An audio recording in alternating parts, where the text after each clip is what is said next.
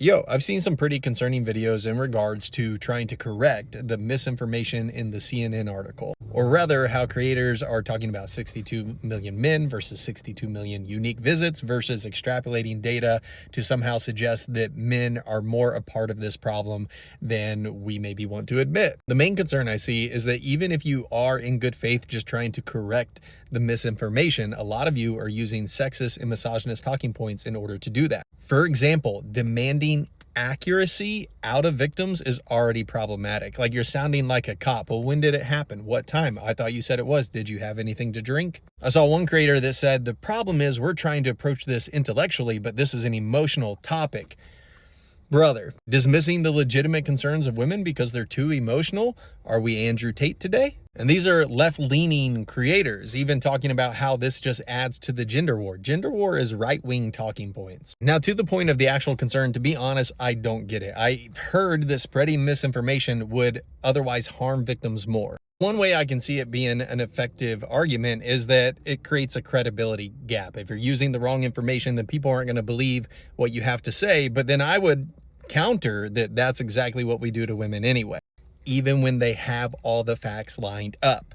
So why, again, are we calling into question the credibility of the lived experiences of women? And also kind of see how not being accurate with the numbers maybe flattens the experience of the actual perpetrators.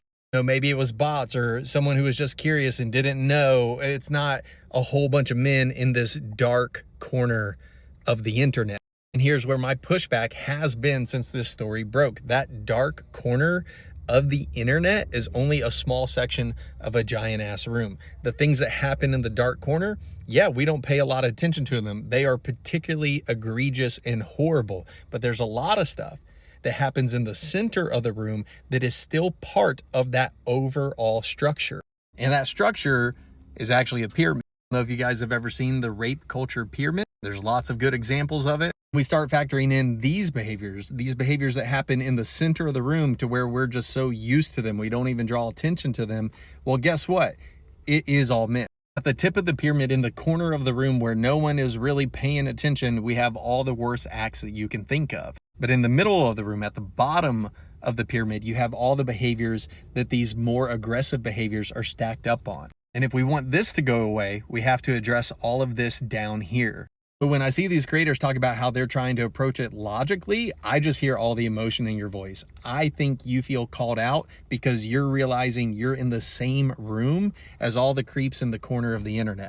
And listen, I know that feels uncomfortable, but that's not a bad place to be, because in the center of that room is where most of the light is. And so we can see ourselves clearly, and we can start to address these behaviors in ourselves and in our buddies, and we can actually make the world safer for women. We can reduce the instances of these issues by starting at the root down here. You have these leftist men saying, well, that's not technically true. And a right-leaning man would say, this is just a lie that women make up. The underlying discomfort you're feeling is the same for both of you. You're approaching this too emotionally to be logical. Stop being such a hypersensitive feminazi. This is causing a gender divide, a gender war. All women hate men and they're misandrous. Can you see how those talking points, even though they sound different, are coming from the same baseline? At that bottom level is where all the interior work needs to be done. This is where you unpack entitlements and privileges and your sexist attitudes, no matter how covert they may be. Like, fellas, when you have a partner, do you talk about her in terms of affection and genuine beauty, or do you talk about her like she's your favorite sports car or your favorite baseball team?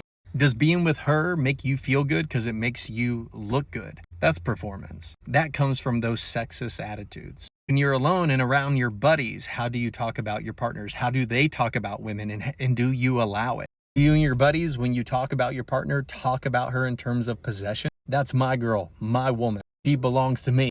If you're going through it and having some conflict and you bring it up to one of your buddies, do you refer to your partner as a bitch or allow them to refer to your partner as a bitch?